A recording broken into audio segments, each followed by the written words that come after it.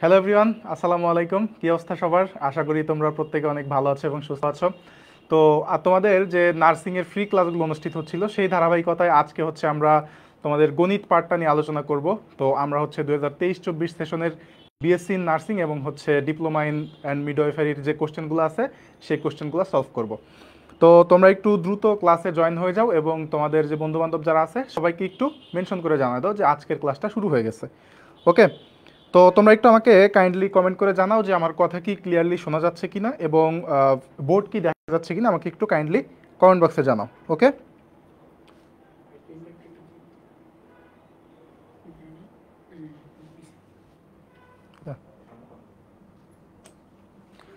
ওকে। ওয়ালাইকুম আসসালাম। হ্যাঁ আছি, আলহামদুলিল্লাহ ভালো আছি। আশা করি তোমরা অনেক ভালো আছো। তোমরা একটু তোমাদের যে বন্ধুবান্ধব আছে, পাড়ার প্রতিবেশী যারা আছে সবাইকে একটু কাইন্ডলি মেনশন করে দাও। আমরা কিন্তু খুব বেশি দেরি করব না, আমরা ক্লাসটা শুরু করে দিব। ওকে, হ্যাঁ আমি আছি আলহামদুলিল্লাহ ভালো। তোমরা কে কোথা থেকে জয়েন করতেছো একটু কাইন্ডলি জানাও তো। তোমরা কে কোন জায়গা থেকে জয়েন করতেছো একটু কাইন্ডলি জানাও। ক্লিয়ার? আচ্ছা, তার মানে কথা ক্লিয়ারলি শোনা যাচ্ছে। ওকে, ওয়ালাইকুম আসসালাম। যারা সালাম দিচ্ছ সবাইকে ওয়ালাইকুম আসসালাম, সবাইকে ওয়ালাইকুম আসসালাম। আচ্ছা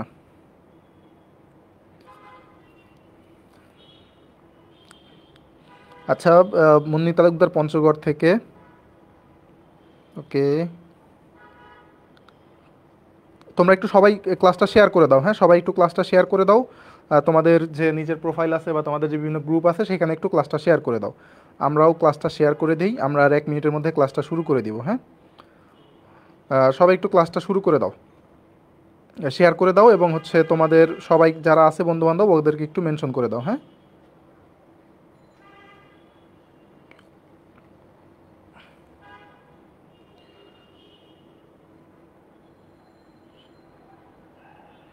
আচ্ছা আচ্ছা, সুনামগঞ্জ থেকে বলতেছে হচ্ছে আমাদের কামরুন নাহার, তারপরে রাদিয়া সুলতানা হচ্ছে ময়মনসিং থেকে। যাক, আমাদের বিভিন্ন দেশের বিভিন্ন প্রান্ত থেকে কিন্তু আমাদের ক্লাসে জয়েন হয়েছে তোমরা, তাই না? আচ্ছা, সিলেট থেকে বলছে ইমা। ওকে, তারপর হচ্ছে আশরাফও আমাদের সিলেট থেকে। ওকে,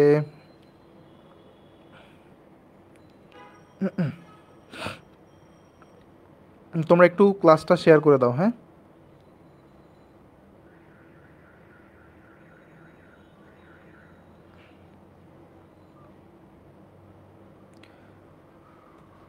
আচ্ছা, তোমরা তোমাদের মধ্যে অনেকে হয়তো আমাকে চিনো, অনেকে চিনো না। আমি একটু নিজের পরিচয়টা দিই আগে। ঠিক আছে, আমি হচ্ছে তোমাদের সাকলাইন ভাইয়া, ঢাকা ইউনিভার্সিটির গণিত বিভাগ থেকে অর্থাৎ ম্যাথ ডিপার্টমেন্ট থেকে আমি পড়াশোনা শেষ করছি। এখন আর কি মাস্টার্স করতেছি আর কি। ঠিক আছে, গ্রাজুয়েশন কমপ্লিট করছি, এখন মাস্টার্স করতেছি। ওকে, তো তোমরা আহ, অনেকে হচ্ছে পরিচয় জানতে চাচ্ছিলা। সো আমি হচ্ছে তোমাদের সাকলাইন ভাই, ঢাকা ইউনিভার্সিটির গণিত ডিপার্টমেন্ট থেকে পড়াশোনা শেষ করছি। হ্যাঁ, আচ্ছা, এখন আসো আমরা কিছু জিনিস দেখি। কি জিনিস দেখব? দেখো, তোমরা যারা হচ্ছে ইংলিশ ক্লাসের নোট জমা দিছিলা সেই ক্লাসের নোট যারা জমা দিছিলা তাদের মধ্যে আমরা বাছাই করে কিন্তু আমরা কি করছি বলো তো, আমরা হচ্ছে নোট উইনার বাছাই করছি আর কি। তো 3জনকে পুরস্কার দেওয়ার কথা ছিল, আমরা সেই জায়গায় আসলে 3জনকে না, আমরা হচ্ছে 4জনকে পুরস্কৃত করছি আর কি। দেখো, প্রথম হয়েছে জান্নাতুল নাইম জয়নাব। তো জান্নাতুল নাইম জয়নাব, তুমি হচ্ছে প্রথম হয়েছো, তোমাকে অনেক অনেক অভিনন্দন। ঠিক আছে, দেখো কত সুন্দর নোট করছে, তাই না? সো আমরা জয়নাবকে হচ্ছে আমরা প্রথম হিসেবে সিলেক্ট করছি। ওকে, আচ্ছা, তারপরে দেখো আমাদের দ্বিতীয় হয়েছে হচ্ছে তাসনিয়া। তাসনিয়া বেশ অ্যাটেন্টিভ স্টুডেন্ট, আমরা খেয়াল করছি ও প্রত্যেকটা ক্লাসে হচ্ছে খুব কেয়ারফুলি সে ক্লাসে অ্যাটেন্ড করে এবং হচ্ছে সে নোট টোটও সাবমিট করে এবং ক্লাস শেষ হয়ে যাওয়ার সাথে সাথে কিন্তু সে নোট সাবমিট করে। তার মানে দেখো তাসনিয়া হচ্ছে আমাদের সেকেন্ড। তো তাসনিয়াকে অনেক অনেক অভিনন্দন। ওকে, তারপরে দেখি তো কল্পনা হচ্ছে আমাদের আজকের এই নোট শেয়ারিং চ্যালেঞ্জে কল্পনা হচ্ছে কি থার্ড হয়েছে। তো দেখো কল্পনা কিন্তু অসাধারণ নোট করছে, কত সুন্দর দেখো, একেবারে বিভিন্ন কালারের কালি ইউজ করছে। এই নোটগুলা কিন্তু তোমাদের হচ্ছে, মানে আমি সবসময় একটা কথা বলি যে নোট সবসময় করাটা বেটার, কারণ পরীক্ষার আগে কিন্তু তুমি একেবারে অনেক অনেক বই পড়তে পারবে না। এই নোটগুলা তোমার লাস্ট মোমেন্টে হাতিয়ার হিসাবে কাজ করবে। সো তোমরা সবাই নোট করবা। নোট করলে ওই জিনিসগুলো দেখবা, পরীক্ষার আগে জাস্ট নোট খাতাটা তুমি যদি চোখ বুলায় যাও তাহলে কিন্তু তোমার মানে সব পড়াই কভার হয়ে যায়। ওকে, আচ্ছা। এবং চতুর্থ হচ্ছে সামিউল ইসলাম। তো দেখো সামিউল ইসলামও কিন্তু অনেক সুন্দর নোট করছে, বিভিন্ন কালারের পেন ইউজ করছে। সামিউল ইসলাম, তোমাকে অনেক অনেক অভিনন্দন। ওকে, আচ্ছা। দেখো আমাদের যে ইউটিউব চ্যানেলটা আছে, নার্সিম ড্রিমার্স নামে হচ্ছে আমাদের ইউটিউব যে চ্যানেলটা আছে, সেই চ্যানেলটা তোমরা কিন্তু সাবস্ক্রাইব করে ফেলবা। আমাদের যেই ক্লাসগুলো হয়, ক্লাসগুলো কিন্তু ক্লাস শেষে আমাদের ইউটিউব চ্যানেলে আপলোড হয়ে যায়, তাই না? তো তোমরা যারা ক্লাস করতে পারো না, তারা হচ্ছে পরে আমাদের ইউটিউব চ্যানেলে গিয়ে কিন্তু তোমরা ক্লাসটা করে ফেলতে পারবা। ওকে, সো তোমরা সবাই হচ্ছে আমাদের ইউটিউব চ্যানেলটা সাবস্ক্রাইব করে ফেলবা। আচ্ছা, তো চলো, এইটুকু ছিল হচ্ছে আমাদের ইন্ট্রোডাকশন পর্ব। আমরা হচ্ছে এখন কি করব বলো তো? এখন হচ্ছে আমরা আসল পড়ায় ঢুকে যাব। তো তোমরা একটু আবারও তোমাদের বন্ধুবান্ধব, পাড়া প্রতিবেশী, এগানা বেগানা যারা আছে সবাইকে মেনশন করে দাও, হ্যাঁ? আশা করি তোমাদের নার্সিংয়ের ম্যাথের যে ভয়টা, সেটা অনেকাংশেই দূর করতে সক্ষম হবে ইনশাআল্লাহ। তো ব্যাপার হচ্ছে, দেখো তোমরা নার্সিং পরীক্ষা দিবা, সেটা হচ্ছে তোমরা কিন্তু এখন সবাই মোটামুটি ইন্টারমিডিয়েট পরীক্ষা দিয়ে ফেলছো। তো ব্যাপার যেটা হয় যে ইন্টারমিডিয়েটে কিন্তু আমরা অনেক কমপ্লেক্স ম্যাথ করছি, তাই না? এই কি বলে, সরল রেখা, বৃত্ত, জটিল সংখ্যা, তারপর হচ্ছে স্থিতিবিদ্যা, গতিবিদ্যা, সব ম্যাথ করার পরে স্বাভাবিকভাবে তোমাদের মনে হইতে পারে যে আচ্ছা কোশ্চেন কি ওই রিলেটেড কিছু হয়? ব্যাপারটা আসলে না। কোশ্চেন হয় হচ্ছে তোমরা 6, 7, 8 যে টাইপের ম্যাথগুলো করে আসছো না, ওইখান থেকে আসলে মেনলি কোশ্চেন হয়। তো মেন কোশ্চেনগুলো হয় হচ্ছে পাটিগণিত নির্ভর, জ্যামিতি থেকে 2-1টা কোশ্চেন থাকে, এবং হচ্ছে বীজগণিত থেকে হাতে গোনা কয়েকটা ম্যাথ থাকে। তো আজকের ক্লাসের পরে আমরা কিন্তু নার্সিংয়ের ম্যাথ নিয়ে একেবারে একটা বিস্তর পরিসরে একটা আইডিয়া পেয়ে যাব। একটা জিনিস মনে রাখবা যে একটা ম্যাথ কিন্তু অনেক উপায়ে করা যায়, তাই না? একটা ম্যাথগুলো তুমি চাইলে, মানে নিয়ম ঠিক থাকলে, লজিক ঠিক থাকলে, একটা ম্যাথকে তুমি চাইলে অনেক উপায়ে করতে পারবা। তো আমি চেষ্টা করব একদম সহজতর উপায়ে ম্যাথগুলোকে দেখানোর জন্য। আমি একটা ম্যাথকে 2-3টা উপায় করে দিব, তোমাদের কাছে যেটা সবচেয়ে সহজ মনে হবে সেটা তোমরা করবা। এবং যেখানে যেখানে শর্টকাট দেখানোর দরকার, যেখানে যেখানে শর্টকাট আছে, সেখানে তোমরা শর্টকাট অ্যাপ্লাই করবা। ওকে, তো আমরা চলো শুরু করি। দেখো আমাদের প্রথম ম্যাথটা কিন্তু একটা পাটিগণিত থেকে। দেখো কি বলছে ভাই, আমরা একটু কালারটা চেঞ্জ করে নিই। দেখো প্রথম ম্যাথটা কি বলছে যে 75 টাকায় একটি জিনিস কিনে 90 টাকায় বিক্রি করলে শতকরা কত টাকায় লাভ হবে? আচ্ছা, শতকরা মানে কি বলো তো ভাই? শতকরা মানে কি? শতকরা মানে হচ্ছে 100 টাকায় কত টাকা লাভ হবে, এটা আমাকে নির্ণয় করতে বলছে। তার মানে কি করতে বলছে? 100 টাকায় কত টাকা লাভ হবে এটা নির্ণয় করতে বলছে। তার মানে শতকরা মানে কি বলো তো ভাই? শতকরা মানেই হচ্ছে 100 টাকা। শতকরা মানে কি? 100 টাকায় কত টাকা লাভ হবে সেটা আমাকে বের করতে হবে। আচ্ছা দেখো তো, 75 টাকায় একটি জিনিস কিনে 90 টাকায় বিক্রি করলে শতকরা কত টাকায় লাভ হবে? একটা জিনিস সবসময় মাথায় রাখবে, সেটা হচ্ছে শতকরা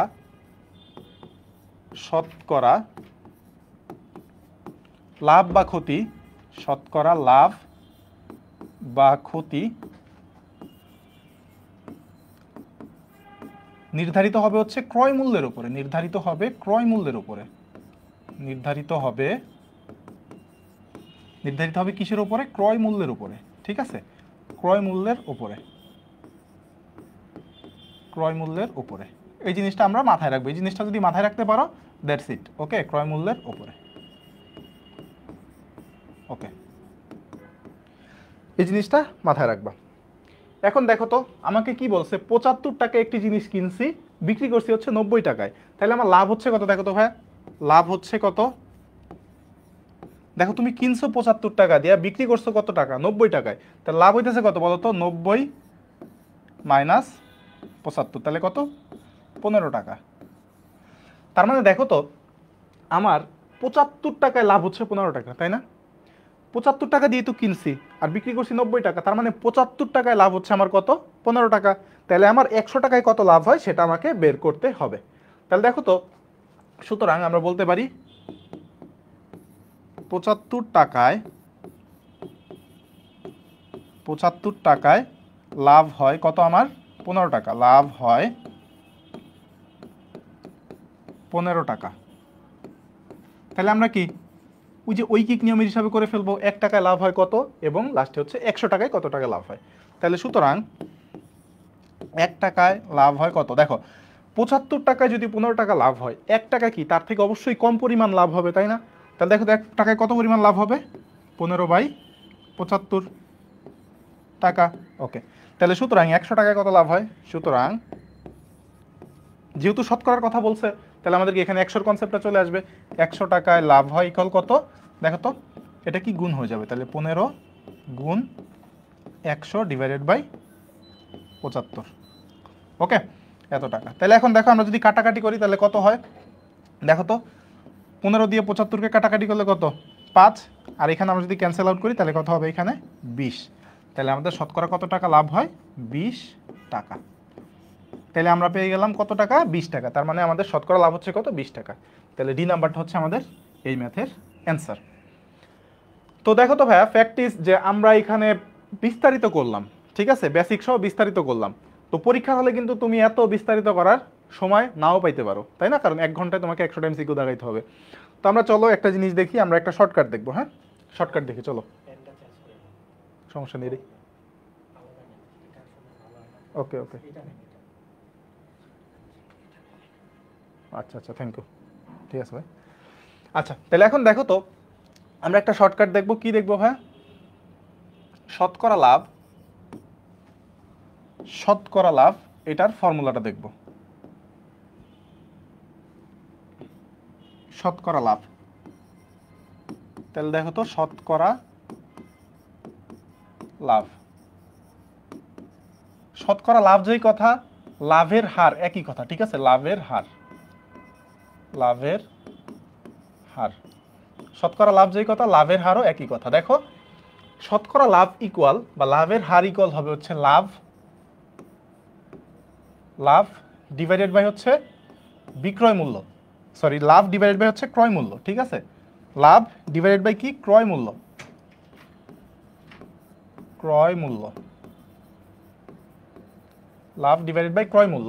আর যেহেতু দেখো তো ভাই এখানে শতকরা লাভ বা লাভের হার, যখনই তোমাকে শতকরা লাভ চাইবে বা লাভের হার বের করতে বলবে, তার সাথে একটা কত গুণ হয়ে যাবে? 100 গুণ হয়ে যাবে, ঠিক আছে, 100 গুণ হয়ে যাবে, তাহলে 100%। তার মানে দেখো শতকরা লাভ বা লাভের হার কত হবে? লাভ ডিভাইডেড বাই ক্রয় মূল্য ইন্টু 100%। তাহলে শতকরা ক্ষতি যদি বলে, তাহলে শতকরা ক্ষতি, শতকরা ক্ষতি, শতকরা ক্ষতি বা হচ্ছে ক্ষতির হার, ক্ষতির হার, ক্ষতির হার ইকুয়াল কত হবে বলো তো ভাই? ক্ষতির হার কত হবে বলো তো? ক্ষতি ডিভাইডেড বাই ক্রয় মূল্য, ক্রয় মূল্য ইন্টু হচ্ছে 100%। তাহলে দেখো তো মাত্রই আমরা যেই ম্যাথটা করলাম, মাত্রই যে ম্যাথটা করলাম এটাকে আমরা একটু শর্টকাটে করি। দেখো মাত্রই আমরা যে ম্যাথটা করলাম এই ম্যাথটাকে আমরা একটু কি শর্টকাটে ট্রাই করতে পারি না? চলো করি, আমরা এই ম্যাথটাকে শর্টকাটে ট্রাই করি। তাহলে দেখো তো আমাদের শতকরা লাভ কত হবে ভাই? তাহলে আমাদের শতকরা লাভ কত হবে? দেখো শর্টকাট, এটা আমরা শর্টকাট ইউজ করে করব। তাহলে দেখো তো, তাহলে শতকরা লাভ কত হবে আমাদের? লাভ, তাহলে লাভ কত হয়েছিল? লাভ হয়েছিল 15 টাকা। লাভ ডিভাইডেড বাই কত বলো তো ভাই? লাভ ডিভাইডেড বাই হচ্ছে ক্রয় মূল্য, ক্রয় মূল্য কত? 75 টাকা ইন্টু হচ্ছে 100%। তাহলে কত হচ্ছে দেখো তো ভাই? এখানে এখানে আমরা যদি ক্যালকুলেশন করি আমাদের 20% হচ্ছে, তার মানে শতকরা হচ্ছে 20%। ওকে, বলো তো এই ম্যাথটা কি সবাই ক্লিয়ার কিনা? এই ম্যাথটা কি সবাই কি ক্লিয়ার? দেখো আমি একটা ম্যাথ করাচ্ছি মানে আমার কিন্তু এক টাইপের ম্যাথ কভার হয়ে যাচ্ছে, ঠিক আছে। আমি এমনভাবে ব্যাখ্যা করার চেষ্টা করব যেন এই টাইপের আর কোনো ম্যাথ তোমার কোনোদিন কোনো প্রবলেম না হয়। ওকে, বলো তো এই টাইপটা কি সবার কাছে ক্লিয়ার কিনা? ওকে, আচ্ছা এখন আমি একটা ম্যাথ বলবো, এখন আমি একটা ম্যাথ বলবো, এই ম্যাথটা এখন তোমরা করবা। হ্যাঁ, দেখো আমি একটা ম্যাথ বলতেছি, এই ম্যাথটা তোমরা এখন করবা। দেখো একটি বলের দাম, একটি বলের দাম, আচ্ছা একটি বলের দাম না বলে আমরা ক্রয় মূল্য বলি। হ্যাঁ, একটি বলের ক্রয় মূল্য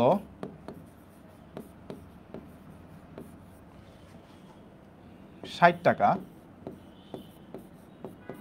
এবং বিক্রয় মূল্য বিক্রয় মূল্য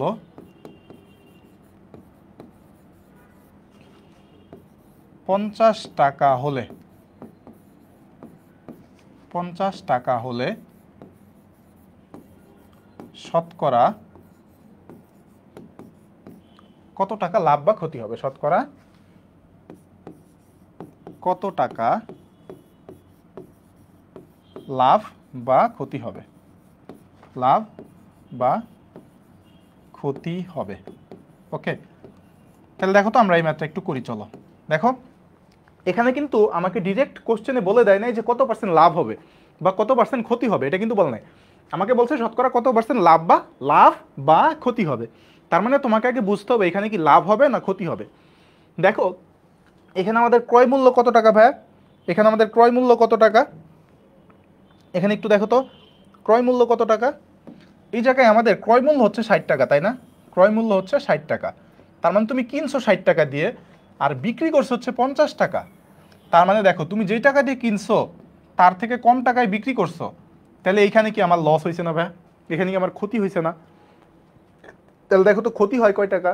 তাহলে সুতরাং দেখো আমরা সলিউশন করি এটার, হ্যাঁ সলিউশন। তাহলে ক্ষতি হবে কয় টাকা? ক্ষতি ইকুয়াল কত বলো তো ভাই? ক্ষতি ইকুয়াল হচ্ছে, দেখো 60 টাকায় তুমি ক্রয় করছো আর বিক্রয় করছো 50 টাকা, তাহলে ক্ষতি কত? 60 মাইনাস 50 ইকুয়াল 10 টাকা। 10 টাকা তোমার ক্ষতি হয়েছে। তাহলে সুতরাং শতকরা ক্ষতির হার বা শতকরা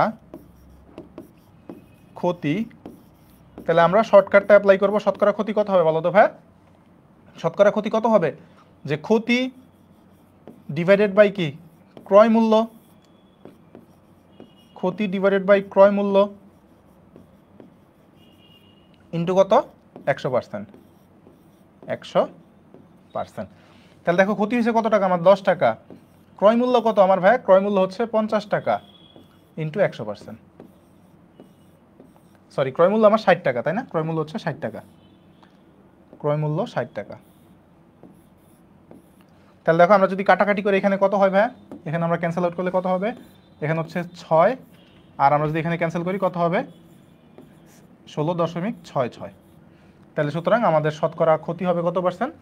16.66%। সুতরাং 16.66%। ওকে, এটাই হচ্ছে আমাদের এই ম্যাথের অ্যান্সার। তো বলো তো সবাই ক্লিয়ার কিনা? এই টাইপের ম্যাথ যদি আসে আর কোনোদিন কি আটকাবে? এই টাইপের ম্যাথ যদি আসে আর কোনোদিন কি আটকাবে বলো? কখনই কি আর আটকাবে এই টাইপের ম্যাথ?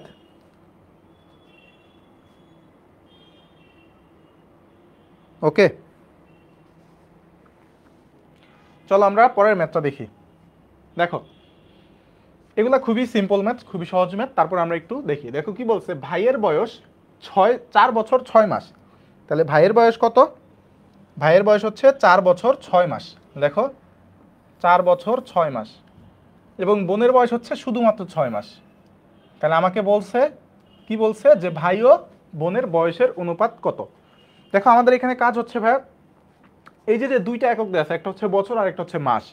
আমরা সবগুলাকে একটা সবচেয়ে ছোট যে একক সেইখানে নিয়ে আসবো। ছোট একক কি বলতো? মাস। তাহলে আমরা কি করব? ছোট এককে প্রকাশ করব আগে। দুইটাকে ছোট এককে প্রকাশ, ছোট এককে প্রকাশ,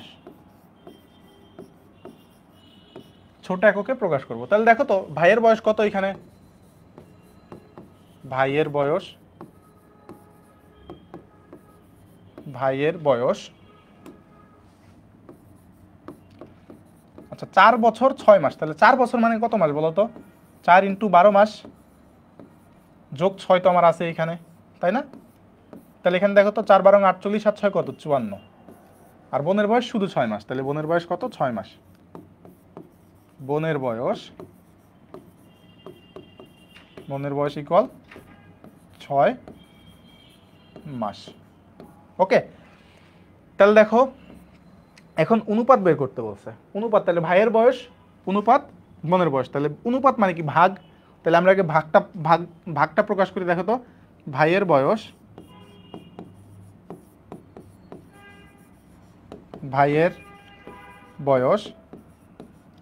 ডিভাইডেড বাই বোনের বয়স।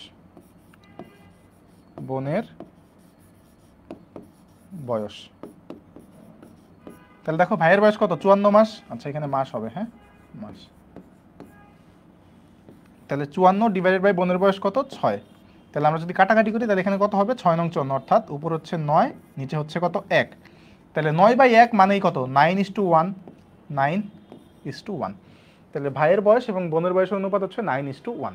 সি নাম্বারটা হচ্ছে আমাদের এই ম্যাথের অ্যান্সার। ওকে, সি নাম্বারটা হচ্ছে আমাদের এই ম্যাথের অ্যান্সার। এখন একটা জিনিস খেয়াল রাখবা তোমরা, কি খেয়াল রাখবা ভাই, এইখানে আসলে কি বলে, এইখানে কোন অনুপাতটা বের করতে বলে, ভাই এবং বোনের বয়সের অনুপাত নাকি বোন এবং ভাইয়ের বয়সের অনুপাত, এই জিনিসটা খেয়াল রাখবা, ঠিক আছে? তাহলে যদি বলতো বোন এবং ভাইয়ের বয়সের অনুপাত কত, তাহলে আমাদের হয়তো 1:9 হয়ে যাইতো, ঠিক আছে? এই জিনিসটা খেয়াল রাখবা। দেখো সুন্দর একটা ম্যাথ, দেখো বলছে একটি শার্টের মূল্য 500 টাকা, তার মানে একটা শার্টের মূল্য কত ভাই, 500 টাকা। ভালো কথা, 500 টাকা। আচ্ছা, তারপর বলছে 30% মূল্য ছাড়ে, তার মানে কি 30% মূল্য ছাড় মানে কি এই 30% আসলে কমে যাবে, তাই না? 30%টা কমে যাবে। তাহলে 30% মূল্য ছাড়ে শার্টের মূল্য কত? তাহলে দেখো তো এই 30%টা কার উপরে ভাইয়া, 30%টা এই 500 টাকার উপরে না? এই 30%টা ছাড় আসবে কি 500 টাকার উপরে। তাহলে 500 এর যে 30% সেটা কি মাইনাস হয়ে যাবে 500 টাকা থেকে, কারণ যেহেতু বলছে 30% মূল্য ছাড়ে। তাহলে দেখো তো 500 এর 30%, 500 এর 30%, 500 এর 30% ইকুয়াল কত হবে বলো তো ভাই? 500 এর মানে কি, এর মানে হচ্ছে গুণ 30% মানে কত, 30/100, তাই না? 30% মানে 30/100। তাহলে দেখো তো এখানে যদি আমরা ক্যান্সেল আউট করি বা কাটাকাটি করি তাহলে কত থাকবে আমাদের, দেখো তো এখানে 100 দিয়ে 500 কাটাকাটি 5, তাহলে 5×30 কত, 150 টাকা। তাহলে ছাড় হচ্ছে কত, ছাড় হচ্ছে 150 টাকা। তাহলে আমরা কি দেখতেছি, 500 এর 30% মানে 150 টাকা। তাহলে আমরা ছাড় পাচ্ছি 150 টাকা, তাহলে আমাদের 30% ছাড়ে মূল্য হবে কত, 30% ছাড়ে মূল্য হবে ইকুয়াল কত বলো তো, 500 থেকে এই 150টা বিয়োগ হবে, 500 থেকে 150টা বিয়োগ হবে। তাহলে দেখো তো এখানে কত, 350 টাকা, 350 টাকা। ওকে, এটা খুবই সহজ একটা ম্যাথ। এখন ব্যাপার হচ্ছে এই টাইপের কিছু পেঁচানো ম্যাথ আসে, ঠিক আছে? এই টাইপের কিছু পেঁচানো ম্যাথ আসে, ওই পেঁচানো ম্যাথগুলোতে আমরা কিভাবে আসলে অ্যাপ্রোচ করব, আমাদের অ্যাপ্রোচটা কেমন হওয়া উচিত, এটা একটু খেয়াল করো সবাই। দেখো এটা হচ্ছে আমরা কি বলে এটাকে, নিয়ম 1, ঠিক আছে? এটা হচ্ছে নিয়ম 1, নিয়ম 1। ওকে, এটা হচ্ছে আমাদের 1 নম্বর নিয়ম। দেখো 2 নম্বর নিয়ম, নিয়ম 2, নিয়ম 2। আচ্ছা, একটা শার্টের মূল্য 500 টাকা, এটা মানে কি বলো তো ভাইয়া? একটা শার্টের মূল্য 500 টাকা, এটা মানে কি আমরা বলতে পারি না যে 100%-এর মূল্য 500 টাকা? মানে একটা শার্টের মূল্য 500 টাকা মানে কি 100%-এর মূল্য 500 টাকা, তাই না? এখন দেখো এই 100%-এর মধ্যে তুমি 30% ছাড় দিয়ে দিচ্ছ, 100%-এর মধ্যে 30% কি করছো, ছাড় দিছো। 30% তুমি ছাড়, ওই জিনিসটার মূল্য হইলো কত, 100% থেকে 30% কমে যাচ্ছে, তাহলে ওই জিনিসটার ছাড়ে মূল্য কত বলো তো, 70% হয়ে যাচ্ছে না? তাহলে আমরা বলতে পারি ছাড়ে মূল্য হচ্ছে কত, 100 মাইনাস 30% ইকুয়াল কত, 70%, তাই না? 70%। ওকে, তার মানে দেখো তো এখান থেকে জাস্ট আমরা ঐকিক নিয়মে করে ফেললেই হয়ে যাচ্ছে। তাহলে আমরা বলতে পারি যে 100%, তার মানে আমার 70%-এর দাম লাগবে, তাই না? তাহলে 100% ইকুয়াল কত বলো তো ভাই, 100% ইকুয়াল হচ্ছে 500 টাকা, তাই না? তাহলে 500 টাকা, তাহলে 1% ইকুয়াল কত হবে, 1% ইকুয়াল কত হবে বলো তো, 1% ইকুয়াল 500/100, 500/100। তাহলে সুতরাং 70% কত হবে, 70% কত হবে বলো তো ভাই, 70% মানে কত হবে বলো তো, এখানে 70 গুণ হয়ে যাবে, তাহলে 500/100 ইন্টু 70। তাহলে দেখো তো এখানে যদি আমরা কাটাকাটি করি, এখানে হচ্ছে 5, 5 7 35, 350 টাকা, 350 টাকা। ওকে, এইটা আশা করি তোমরা সবাই বুঝতে পারছো। তাহলে এটা আমরা যেহেতু পারছি, তাহলে চলো আমরা একটা তোমাদের টাস্ক দেই। এটা সবাই একটু বলো, এটার আনসার কত হবে? আচ্ছা আমরা অপর পৃষ্ঠায় যাই, হ্যাঁ এটা আমরা অপর পৃষ্ঠায় যাই। চলো, একটি এটা সবাই একটু কমেন্টে অ্যান্সার করবে, হ্যাঁ আমি সবার কমেন্টটা দেখতে চাই।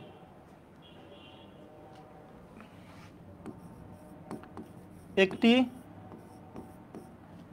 গরুর মূল্য, একটি গরুর মূল্য,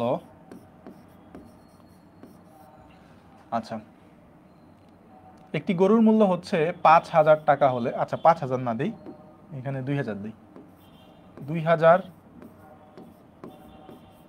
টাকা হলে, 2,000 টাকা হলে 20% বৃদ্ধিতে, 20% দাম বৃদ্ধিতে, দাম বৃদ্ধিতে গরুটির মূল্য কত? এটা সবাই একটু আনসার করো তো, গরুটির মূল্য কত? গরুটির মূল্য কত? এটা সবাই একটু অ্যান্সার করো। তাহলে একটি গরুর মূল্য হচ্ছে 2,000 টাকা, তাহলে 20% দাম বৃদ্ধিতে গরুটির মূল্য কত? এটা একটু সবাই অ্যান্সার করো, দেখি তোমরা কেমন বুঝছো। সবাই একটু বলো এটার অ্যান্সার কত হবে, সবাই একটু জানাও কমেন্টে।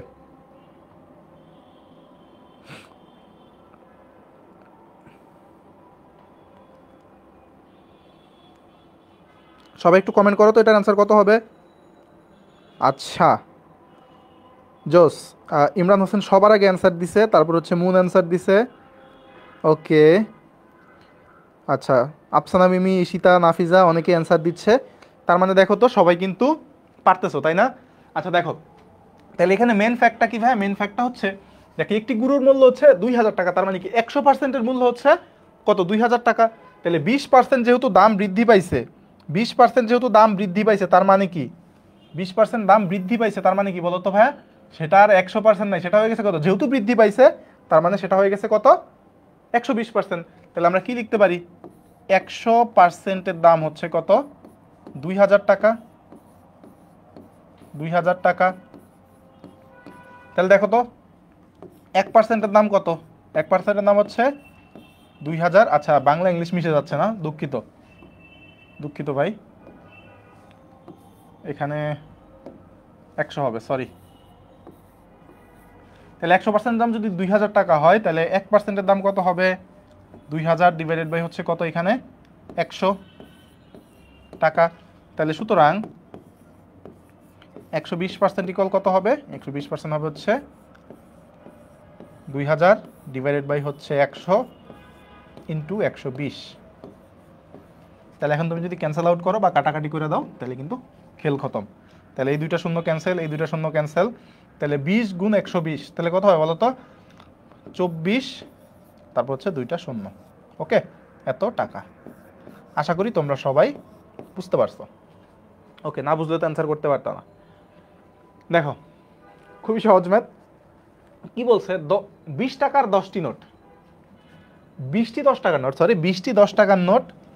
দেখো এখানে আমাদের কি বলছে? 20টি 10 টাকার নোট, তাহলে 20টি 10 টাকার নোট। আচ্ছা আজান দিচ্ছে, আমরা একটু আজানের ব্রেকটা পালন করি, হ্যাঁ আজানটা শেষ হোক, 2 মিনিট, আজানটা শেষ হোক। তোমরা একটু কমেন্ট করো তো এ পর্যন্ত যা পড়াইছি সব কি ক্লিয়ারলি বুঝতে পারছো কিনা?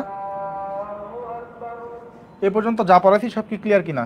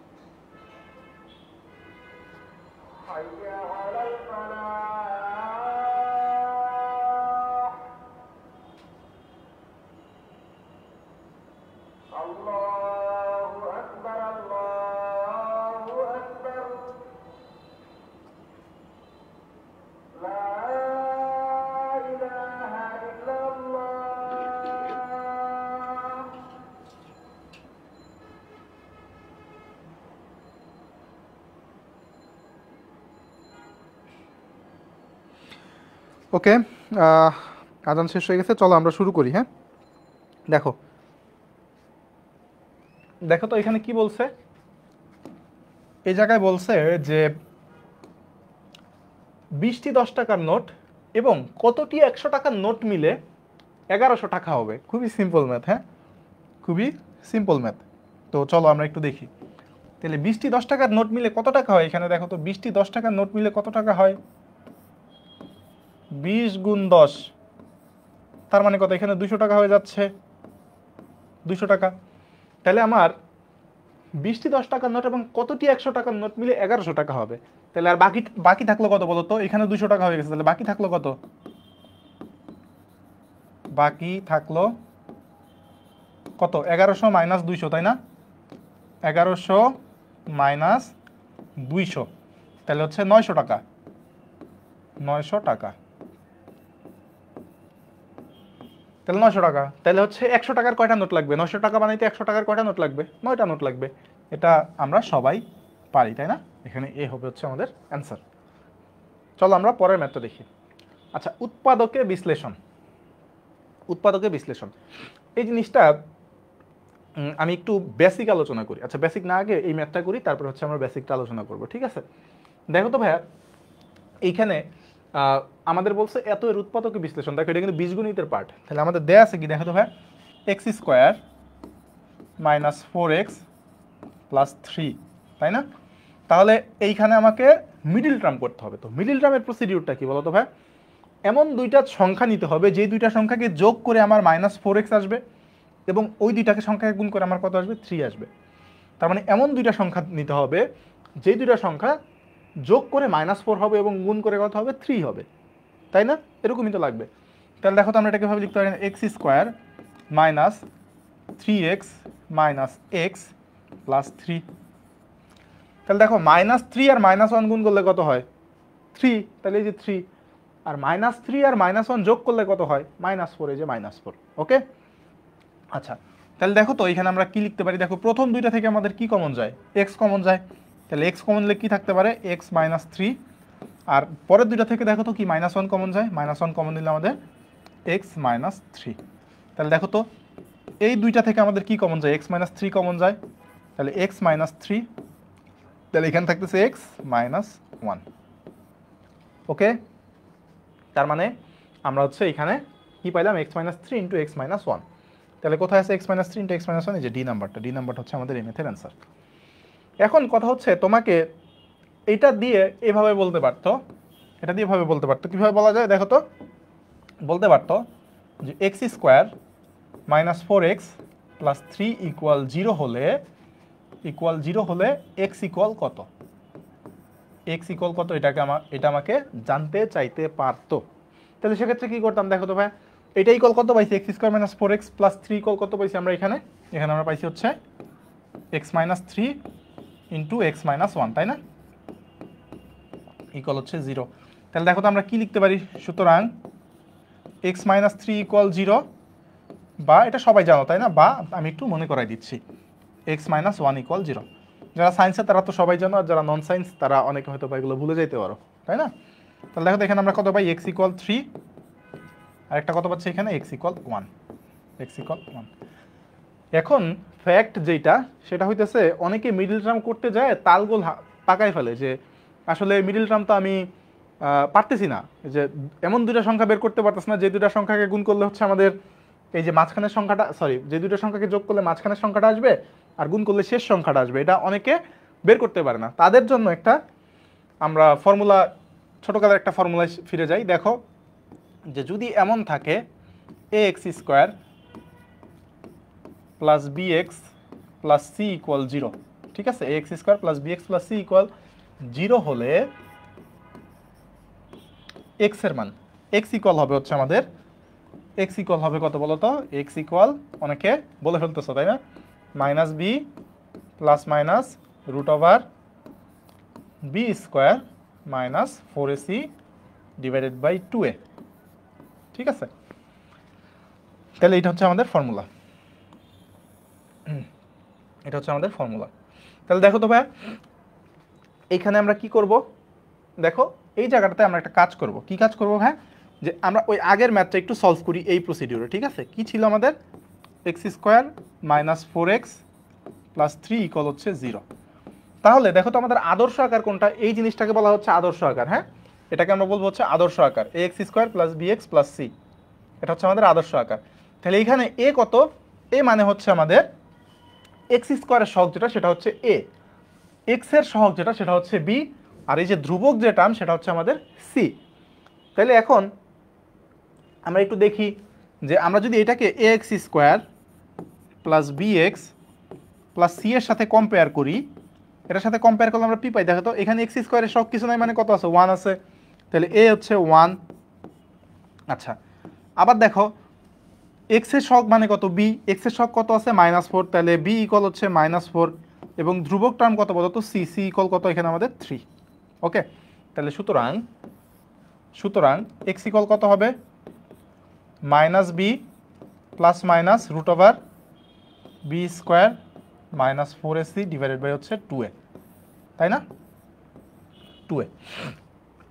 এখন দেখো তো ভাই এখানে এক্স এর আমরা এবিসি এর মানগুলো বসাই দিব, জাস্ট এবিসি এর মানগুলো যদি বসাই দিই তাহলে দেখো তো বি এর মান কত, বি এর মান হচ্ছে -4, তাহলে -4 plus minus root over b মানে কত, বি মানে হচ্ছে -4, তার উপরে square, b square minus 4 into a মানে 1, সি মানে হচ্ছে 3 ডিভাইডেড বাই কত, 2 ইন্টু এ মানে হচ্ছে আমাদের 1। তাহলে দেখো তো ভাই এখানে আমরা কি পাই, এখানে মাইনাস মাইনাসে +4 প্লাস মাইনাস রুট ওভার, এখানে -4 স্কোয়ার মানে কত, 16 মাইনাস 3 4 12 ডিভাইডেড বাই 2।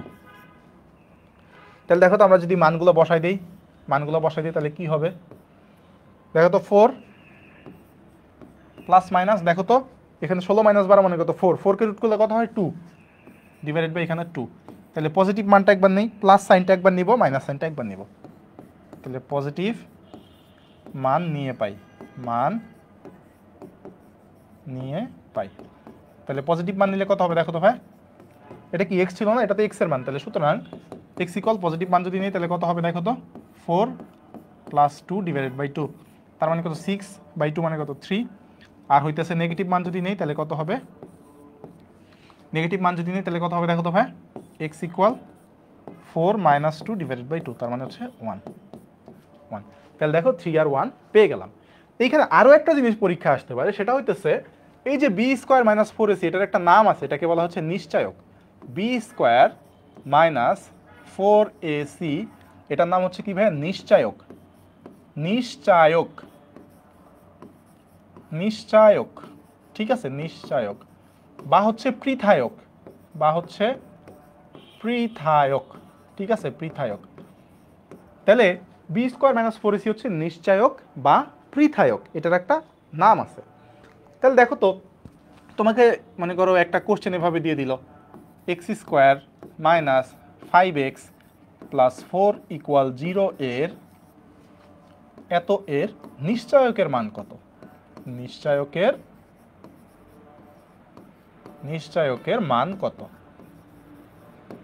নিশ্চায়কের মান কত, তাহলে দেখো তো এটা নিশ্চয়কের মান কত হয় ভাইয়া, নিশ্চয়ক মানে কি বি স্কোয়ার মাইনাস 4ac। তাহলে ফার্স্ট অফ অল আমাকে কি করতে হবে, a x square plus B x plus C equal যে 0 আদর্শ আকার ছিল সেটার সাথে কম্পেয়ার করে এ বি সি এর মান বের করতে হবে। এ মানে কি এক্স স্কোয়ারের সহগ, কিছু নাই মানে কত 1 আছে, তাহলে এ ইকুয়াল হচ্ছে 1। আচ্ছা, বি মানে কত, এক্স এর সহগ কত বলো তো ভাই, -5। সি মানে কত, ধ্রুবক টার্মটা কত 4। তাহলে সুতরাং নিশ্চায়ক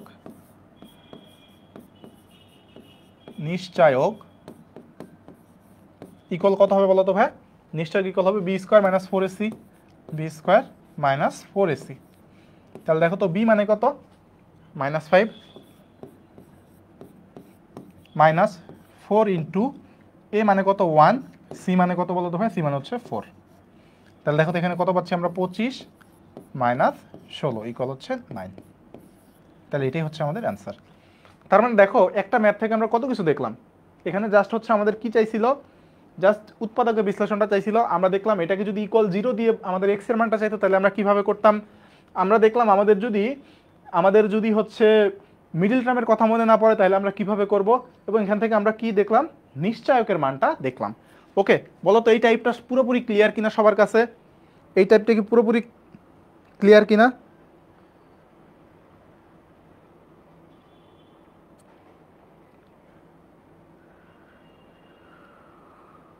বুঝতে পারছি সবাই?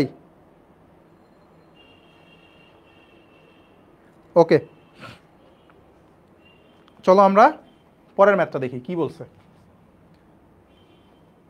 মাই গড, কি হলো? আচ্ছা দেখো, এটা ইম্পর্টেন্ট একটা ম্যাথ, এবং হচ্ছে এখানে আমরা কিন্তু প্রথমে হচ্ছে দেখবো হচ্ছে কিভাবে আমরা মেইন নিয়মে করতে পারি, পরে দেখবো একটা শর্টকাট। ঠিক আছে, পরে একটা শর্টকাট দেখবো। দেখো আমাদের কি বলছে, একটি প্রকৃত ভগ্নাংশের হর লব অপেক্ষা 4 বেশি।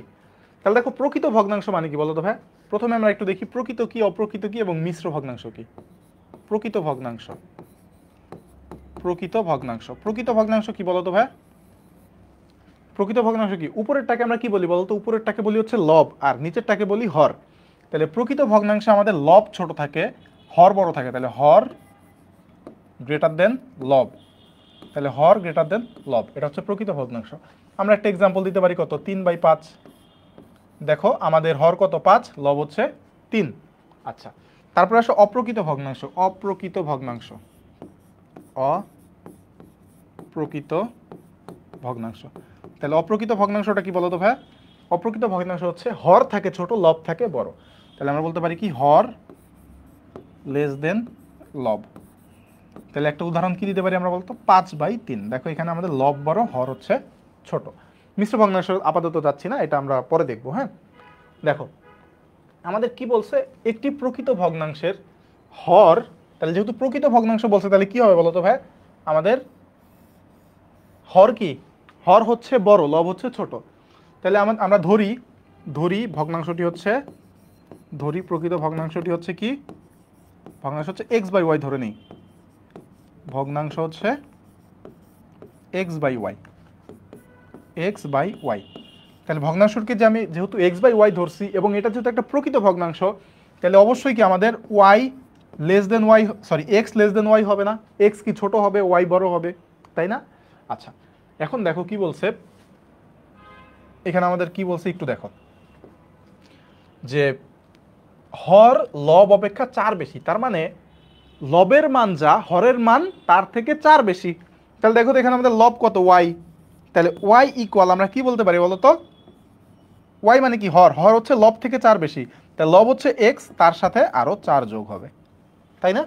আচ্ছা, তাহলে এইখান থেকে আমরা কি বলতে পারি দেখো তো ভাই? এখান থেকে আমরা বলতে পারি না y মাইনাস এক্স ইকুয়াল হচ্ছে 4।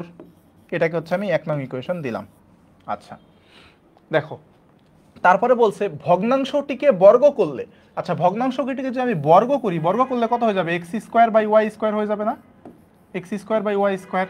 আচ্ছা, বর্গ করলে যে ভগ্নাংশটি পাওয়া যায়, তাহলে ভগ্নাংশটি কি পাইছি আমরা? x²/y², তাই না? আচ্ছা, যে ভগ্নাংশটি পাওয়া যায় তার হর, তাহলে তার হর কত? y²। তার হর হচ্ছে y²। লব অপেক্ষা 40 বেশি, তার মানে হরের মান হবে লব থেকে 40 বেশি। তাহলে হর হচ্ছে y², তাহলে লব থেকে 40 বেশি মানে কত? x² + 40, তাই না? আচ্ছা, আমরা যেহেতু ইংলিশে লিখতেছি ইংলিশেই লিখি। হ্যাঁ, এখানে যেহেতু ইংলিশে লিখতেছি ইংলিশে লিখি, তাহলে পরে আসলে পেচ লেগে যায়। ওকে, তাহলে দেখো এটাকে আমি আবার একটু, এই দুটো ইকুয়েশন যদি বুঝো তাহলে ম্যাথ শেষ। দেখো একটি প্রকৃত ভগ্নাংশ, প্রকৃত ভগ্নাংশ মানে কি? আমাদের x/y ধরছি, তাহলে x ছোট হবে, y বড় হবে, তাই না? প্রকৃত ভগ্নাংশের হর লব অপেক্ষা 4 বেশি, তার মানে হর তো যেহেতু বড়, তার মানে কি হর হবে লবের থেকে বড়। কত বড়? 4 বড়। তাহলে আমরা বলতে পারি হর ইকুয়াল লব প্লাস 4। তাহলে এখান থেকে আমরা বলছি y মাইনাস এক্স ইকুয়াল হচ্ছে 4, এটাকে 1 নং ইকুয়েশন বলছি। তারপরে বলছে ভগ্নাংশটিকে, তাহলে ভগ্নাংশ কত? x/y। এটাকে বর্গ করলে কত হয়ে যাবে? x² / y²। যে ভগ্নাংশটি পাওয়া যায়, তাহলে ভগ্নাংশটি কি পেলাম? x²/y²। ভগ্নাংশটি পাওয়া যায় তার হর লব অপেক্ষা 40 বেশি, তাহলে তার হর কত ভাই? y²। এই যে y², লব থেকে 40 বেশি মানে কত, এক্স স্কোয়ার প্লাস 40। আচ্ছা, এটা বুঝলাম। তাহলে এইখান থেকে দেখো তো ভাই আমরা কি লিখতে পারি, y square minus x square equal হচ্ছে 40 লিখতে পারি না? আচ্ছা, এইখান থেকে দেখো তো এ স্কোয়ার মাইনাস বি স্কোয়ারের ফর্মুলাটা কি, a plus b into a minus b. তাহলে এখান থেকে আমরা বলতে পারি কি, বলো তো, y plus x into y minus x equal হচ্ছে 40। তাহলে দেখো তো ভাই এখানে ওয়াই মাইনাস এক্স এর মান আমরা জানি কত, 4। ওয়াই মাইনাস এক্স এর মান জানি কত, 4। তাহলে এখানে বসায় দাও। তাহলে ওয়াই প্লাস এক্স ইকুয়াল হচ্ছে কত, সরি,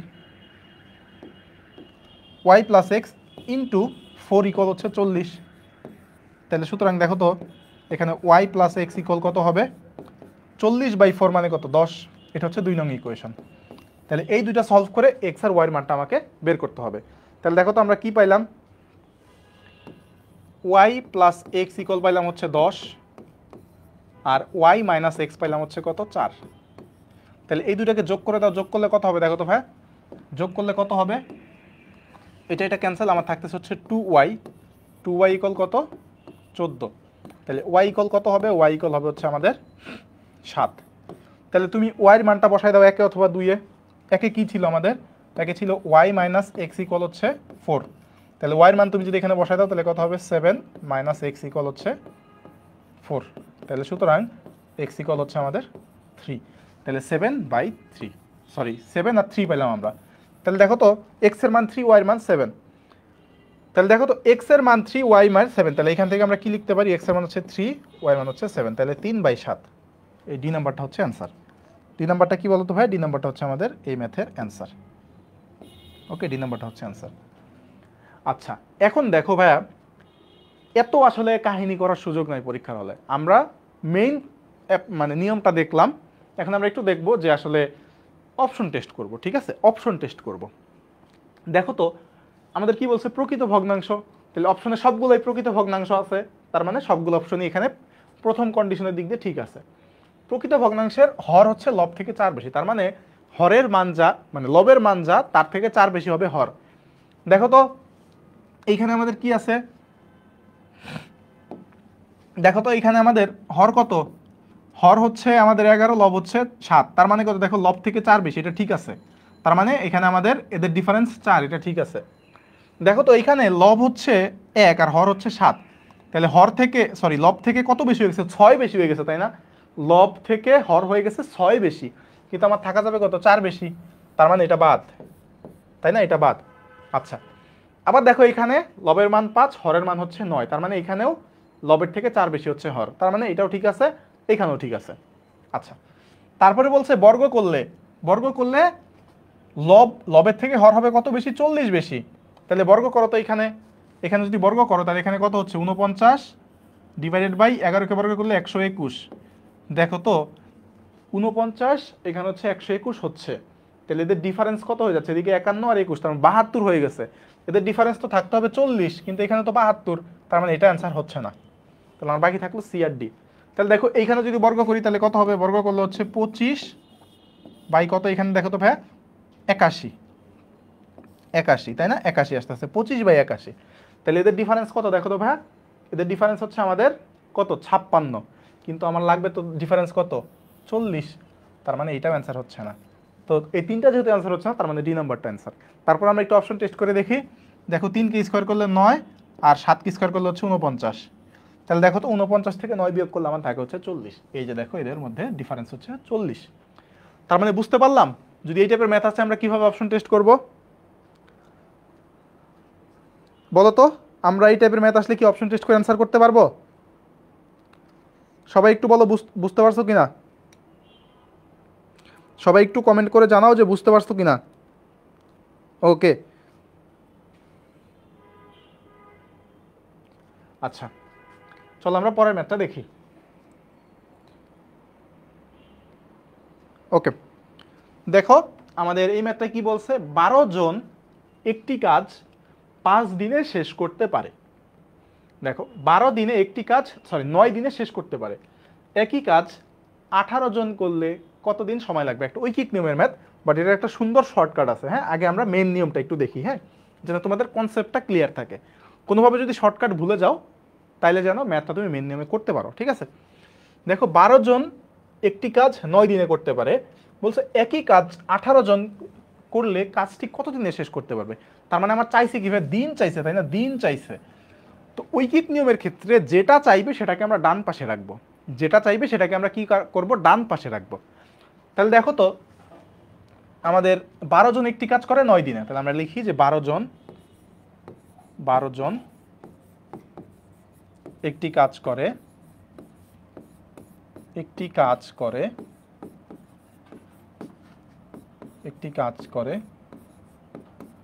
9 দিনে। কয় দিনে? 9 দিনে। ওকে, আচ্ছা, তাহলে একজন একটি কাজ করবে কত দিনে বলো তো? একজন একটি কাজ করে কত দিনে? দেখো 12 জন যেই কাজটা 9 দিনে করতে পারে, এই কাজটা যদি একটা মানুষ করে তাহলে কি তার থেকে বেশি সময় দরকার না? তার থেকে কি বেশি সময় দরকার? অবশ্যই। মানে 12 জন মিলে একটা কাজ করে 9 দিনে, তাহলে আমি একা যদি করতে যাই বা তুমি একা যদি করতে যাও তাহলে অবশ্যই 9 দিনের থেকে কি বেশি টাইম লাগবে। তাহলে আমরা এখানে গুণ করে দিব, তাহলে কত? 9 গুণ 12 দিনে। ওকে, তাহলে সুতরাং কত বলছে? 18 জন। তাহলে 18 জন ওই কাজটা করবে কত দিনে বলো তো ভাই? কত দিনে করবে? একজন করতে যেই টাইম লাগে 18 জন করতে কি তার থেকে কম টাইম লাগবে। কম টাইম লাগলে কি আমরা ভাগ করে দিব, তাহলে 9 গুণ 12 ডিভাইডেড বাই 18। ওকে, 9 গুণ 12 ডিভাইডেড বাই 18। তাহলে এখানে যদি আমরা কাটাকাটি করি দেখো তো কত হবে? 9 দুগুণ 18, 2 দিয়ে কাটলে হচ্ছে কত? এখানে 6। তাহলে আমাদের কত দিন লাগবে? 6 দিন লাগবে। ওকে, 6 দিন লাগবে। তাহলে এখানে আমাদের অ্যান্সার কত হবে? 6। অ্যান্সার কত? 6। ঠিক আছে, তো এটা তো আমরা মেন নিয়মে করলাম। চলো আমরা একটু শর্টকাট দেখি। হ্যাঁ, এই টাইপের ম্যাথের ক্ষেত্রে আমাদের শর্টকাটটা হচ্ছে এরকম। দেখো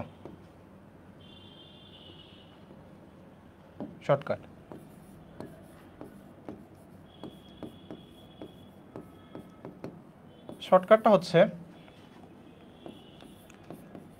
দিন 1, আচ্ছা দিন 1 ইন্টু মানুষ 1। আচ্ছা আমরা একটু এটাকে অপর পৃষ্ঠায় নেই। হ্যাঁ, এটা নিলে আসলে ক্লিয়ারলি বোঝা যাবে না। দেখো দিন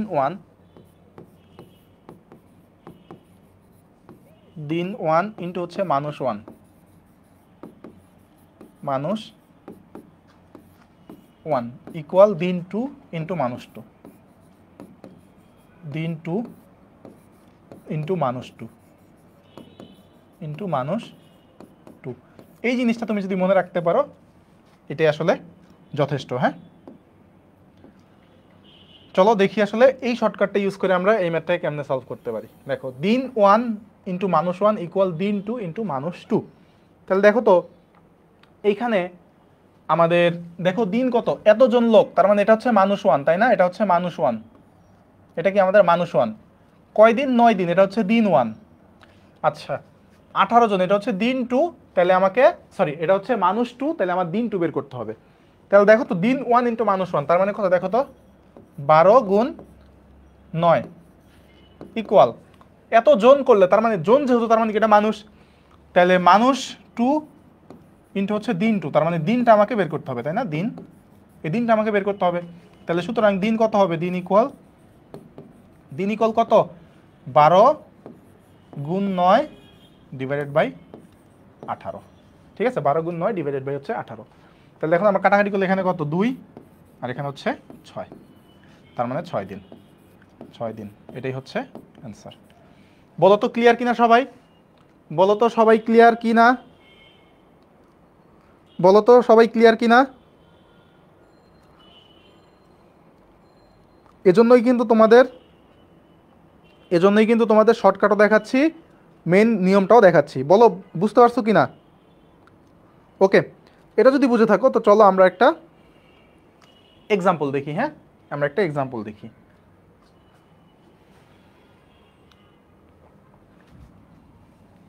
আচ্ছা আমরা এখানে হচ্ছে ম্যাথটা লিখি এইভাবে। 20 জন লোক একটি কাজ 15 দিনে করতে পারে, 15 দিনে করতে পারে, করতে পারে। তাহলে আমাদের প্রশ্নটা হচ্ছে 15 জন লোক ওই কাজটা কত দিনে করতে পারবে? 15 জন লোক, 15 জন লোক ওই কাজটি কত দিনে করতে পারে? ওই কাজটি কত দিনে করতে পারে? ওই কাজটি কত দিনে করতে পারে? কত দিনে করতে পারে? তার মানে দেখো তো ভাইয়া, এই ম্যাথটা আসছিল তোমাদের হচ্ছে ডিপ্লোমা এবং মিডওয়াইফারিতে, ঠিক আছে? এই ম্যাথটা কিন্তু ডিপ্লোমা এবং মিডওয়াইফারিতে আসছিল। তাহলে আমরা সলিউশনটা দেখি ভাইয়া, সলিউশনটা দেখি। সলিউশন দেখো তো, তাহলে দেখো তো দিন 1 এবং হচ্ছে আমাদের দিন 1 কত বলতো? এখানে আমাদের এখানে হচ্ছে আমাদের 20 জন, মানে এটা হচ্ছে মানুষ 1, 15 দিনে করতে পারে, তার মানে এটা হচ্ছে দিন 1, তাই না? আচ্ছা 15 জন লোক, এটা হচ্ছে মানুষ 2, আর হচ্ছে আমাকে দিন 2 বের করতে হবে, তাই না? দিন 2 বের করতে হবে। তাহলে সুতরাং দেখো মানুষ 1 20 গুণ দিন 1 হচ্ছে 15 ইকুয়াল মানুষ 2 হচ্ছে কত? 15, আমাকে দিন 2 বের করতে হবে, তাই না? দিনটা বের করতে হবে এখানে। তাহলে সুতরাং দিন ইকুয়াল কত হবে? দিন ইকুয়াল 20 গুণ 15 ডিভাইডেড বাই কত? 15। তাহলে 15 15 ক্যান্সেল, আমার থাকতেছে হচ্ছে 20। তাহলে সুতরাং আমাদের এখানে দিন কত? 20 দিন। ওকে, আশা করি সবাই বুঝতে পারছো। ওকে, দেখো এখানে বলছে একটি ত্রিভুজের ভূমির দৈর্ঘ্য এত এবং উচ্চতা এত হলে ত্রিভুজের ক্ষেত্রফল কত? আচ্ছা, তাহলে দেখো তো এখানে আমাদের কি দেয়া আছে ভাইয়া? এখানে আমাদের দেয়া আছে হচ্ছে ত্রিভুজের ভূমির দৈর্ঘ্য দেয়া আছে, উচ্চতা দেয়া আছে। তার মানে ভূমি আছে, উচ্চতা আছে, তার মানে কি এটা একটা সমকোণী ত্রিভুজ। আর সমকোণী ত্রিভুজের ক্ষেত্রফল কত বলো তো ভাইয়া? সমকোণী ত্রিভুজের ক্ষেত্রফল ইকুয়াল হাফ গুণ ভূমি গুণ উচ্চতা, তাই না? হাফ গুণ ভূমি গুণ উচ্চতা। ওকে, তাহলে দেখো তো এখানে তোমার হাফ দেয়া আছে, উচ্চতা কত আছে? উচ্চতা হচ্ছে আমার 6 মিটার এবং ভূমি দেয়া আছে কত? 9 মিটার। তাহলে দেখো তো কত হবে? এখানে আমরা যদি কাটাকাটি করি 3, তার মানে 3 নং 27 বর্গ মিটার, বর্গ মিটার। ওকে, এটা খুবই সিম্পল ছিল, এটা আসলে সবাই পারবাও। ওকে, এই নাম্বারটা হচ্ছে অ্যান্সার। আচ্ছা, এখন আসো দেখো তো এখানে কি বলছে? 1 2 3 আপ টু হচ্ছে এন, এনটি পদের যোগফল 15 হলে এন তম পদ হলো কত? মানে এন তম পদ, মানে এন এর মানটা চাইছে আসলে। 1 থেকে এন পর্যন্ত পদের যোগফল যদি 15 হয় তাহলে এন এর মানটা আমাকে বের করতে বলছে। তাহলে দেখো তো ভাইয়া, এখানে আমরা জাস্ট অপশন টেস্ট করব, ঠিক আছে? অপশন না, আমরা জাস্ট ক্যালকুলেশন করে দেখব প্রথম কয়টা সংখ্যার যোগফল 15 হয়। তাহলে দেখো তো 1 যোগ 2 যোগ 3, তাহলে দেখো তো এদের যোগফল কত? 3 আর 3 6, যোগ 4 6 আর 4 10, যোগ 5, তার মানে কত? 10 আর 5 15। তাহলে দেখো 1 যোগ 2 3 3 3 6 6 আর 4 10, 10 আর 5 15। তার মানে এখানে কয়টা পদ আছে দেখো তো ভাই? এখানে কয়টা পদ আছে? একটা, দুইটা, তিনটা, চারটা, পাঁচটা। তার মানে এখানে 5টা পদের যোগফল হচ্ছে 15। তার মানে এর মান কত আসে? 5। তার মানে এখানে বি নাম্বারটা হচ্ছে অ্যান্সার। ওকে, বি নাম্বারটা হচ্ছে আমাদের এই ম্যাথের অ্যান্সার। আশা করি সবাই বুঝতে পারছো। ওকে, দেখো বলছে এত অনুক্রমের পঞ্চম পদটি কত? তাহলে দেখো তো এই অনুক্রমটা আছে কিভাবে? আমরা এখানে একটু লিখি, লিখলে তুমি ইজিলি বুঝতে পারবা। 1/2 1/4 1/8 এই অনুক্রমটা দেয়া আছে। তাহলে বলছে অনুক্রমের পঞ্চম পদ কত? তাহলে দেখো প্রথম পদ, দ্বিতীয় পদ, তৃতীয় পদ পর্যন্ত দেয়া আছে, আমাকে পঞ্চম পদ পর্যন্ত বের করতে হবে। তাহলে দেখো তো ভাই এখানে আমাদের সবগুলো অনুক্রমের লবে আছে কত? 1। তাহলে 4 নম্বর অনুক্রমেরও, মানে এই অনুক্রমের চতুর্থ পদের লবেও কত? 1 হবে। দেখো তো ভাই এখানে কি হচ্ছে? 2 এর পরে 4, 4 এর পরে 8, তার মানে দেখো 2 এর দ্বিগুণ হয়েছে এইখানে, তার মানে 2 গুণ হয়েছে, 4 এর পরে 8 হয়েছে, তার মানে এটার কত? দ্বিগুণ হয়েছে। তাহলে দেখো তো এই 8 এর পরে কত হবে ভাই? 8 এর পরে কি এটা দ্বিগুণ হয়ে যাবে না? 8 এর পরে এটা দ্বিগুণ মানে কত? 16 হয়ে যাবে। আচ্ছা, তাহলে আবার উপরে কত? 1, নিচে কি এটা কত হয়ে যাবে? আবার দ্বিগুণ হয়ে যাবে। তাই এটা দ্বিগুণ কত? 32। তাহলে 1/32 হচ্ছে এটা আমাদের অ্যান্সার। ওকে, সবাই কি ক্লিয়ার কিনা একটু কমেন্টে জানাও তো। সবাই কি ক্লিয়ারলি বুঝতে পারতেছো কিনা একটু কমেন্টে জানাও। এক্স্যাক্টলি, তোমরা সবাই আমার আগে অ্যান্সার দিয়ে দিচ্ছ, তার মানে তোমরা বুঝতে পারতেছো। ওকে, দেন আমরা পরের ম্যাথটা দেখি, চলো। আচ্ছা, তার মানে দেখো আমাদের কিন্তু যেই ইয়াটা ছিল বিএসসি নার্সিংয়ের যে প্রশ্নটা ছিল সেটা কিন্তু আমাদের সমাধান শেষ। তোমরা একটু বলো তো, এই যে 10টা ম্যাথ করলাম আমি কিন্তু সবগুলো ম্যাথ খুব সুন্দর মতো ব্যাখ্যা করে করে বুঝাইছি। ওই টাইপের ম্যাথ আসলে আর কোনো রকমের কোনো সমস্যা হবে বলে আমার মনে হয় না। তোমরা একটু বলো তো যে এই যে বিএসসি নার্সিংয়ের যে 10টা কোশ্চেন আমরা সলভ করলাম এবং প্রত্যেকটা জিনিসকে যে টাইপ আকারে পড়াইলাম, এই জিনিসটাকে এই পর্যন্ত সবাই ক্লিয়ার কিনা? এই পর্যন্ত সবাই ক্লিয়ার কিনা একটু বলো। এই টাইপের কোনো ম্যাথ আসলে কি আর কোনো প্রবলেম হবে? আই হোপ আর কোনো প্রবলেম হওয়ার কথা না। ওকে, দেন চলো আমরা হচ্ছে কি করবো বলতো ভাই, এখন ডিপ্লোমা অ্যান্ড মিডওয়াইফারি নার্সিংয়ের 23-24 সালের কোশ্চেনটা দেখব। তো চলো আমরা ডিপ্লোমা অ্যান্ড হচ্ছে মিডওয়াইফারির 23-24 সেশনের কোশ্চেনটা দেখে ফেলি। দেখো, আমরা কিন্তু অবশ্যই আমাদের চ্যানেলটাকে সাবস্ক্রাইব করে দিব, এটা কিন্তু অবশ্যই করবা, তাহলে তোমরাই আসলে প্রত্যেকটা ভিডিও কিন্তু পেয়ে যাবা। ওকে, দেখো এটা খুবই সুন্দর একটা ম্যাথ এবং ব্যাপার হচ্ছে এটা খুবই সহজ। পরীক্ষায় আসলে এত সহজ প্রশ্ন পরের বার নাও আসতে পারে। দেখো এখানে আমাদের কি বলছে, আমাদের এখানে বের করতে হবে হচ্ছে এ অনুপাত বি অনুপাত সি এর মানটা, এ অনুপাত বি অনুপাত সি এর মান, এটা আমাকে বের করতে হবে। ঠিক আছে, বলছে a/2 = b/3 = c/4 হলে নিচের কোনটি সঠিক, অর্থাৎ এ অনুপাত বি অনুপাত সি এর মানটা আমাকে বের করতে হবে। তাহলে দেখো তো ভাই, দেয়া আছে কত, a/2 = b/3 = কত, c/4। তাহলে দেখো তো প্রথম দুইটা নিয়ে আমি যদি কাজ করি তাহলে কি লিখতে পারবো? দেখো তো ভাই, এই দুইটা নিয়ে যদি আমি কাজ করি তাহলে এখান থেকে আমি কি লিখতে পারি? দেখো তো, a/2 = b/3, এইখান থেকে দেখো তো ভাই আমি এটাকে আমি লিখতে পারি না a/b = 2/3, এটাকে আমি লিখতে পারি। আচ্ছা, অনেকে নাও বুঝতে পারো, যে বলবা যে ভাইয়া এটা আসলে কেমনে লিখলাম। দেখো আমার কাজ হচ্ছে a/b আকারে প্রকাশ করা। তাহলে দেখো এটাই আমি জাস্ট একটু ব্যাখ্যা করে দিচ্ছি, হ্যাঁ, এরপরে গুলার ব্যাখ্যা করবো না এই টাইপের ম্যাথে।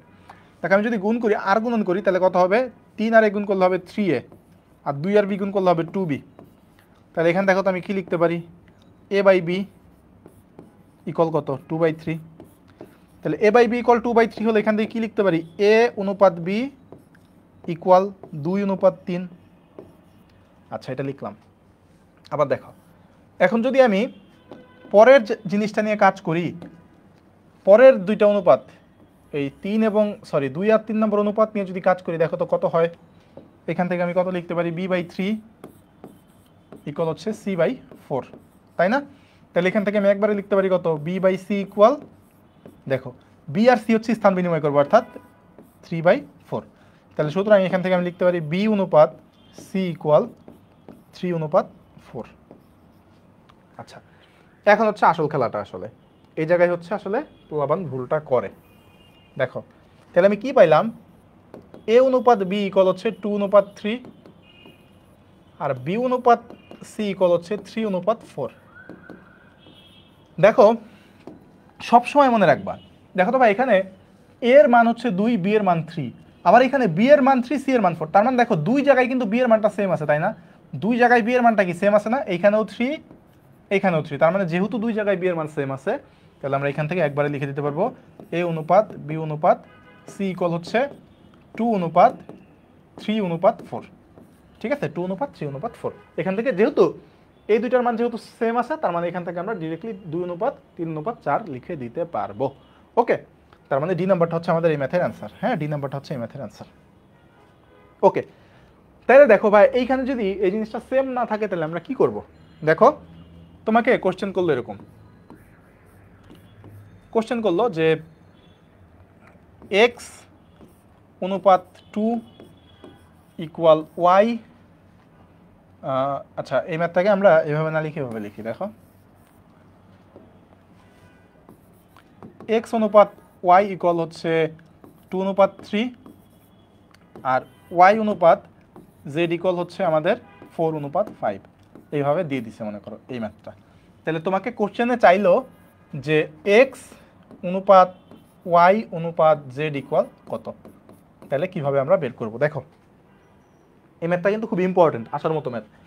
দেখো তো ভাইয়া এইখানে y এর মান কত, দেখো তো ভাই এখানে y এর মান কত আমাদের, এখানে y এর মান হচ্ছে আমাদের 3, আর এইখানে y এর মান কত, এখানে y এর মান হচ্ছে 4। তার মানে দেখো y এর মান দুই জায়গায় দুই রকম, আমাদের কাজ হচ্ছে y এর মান দুই জায়গায় সেম বানানো, y এর মান দুই জায়গায় সেম বানানো।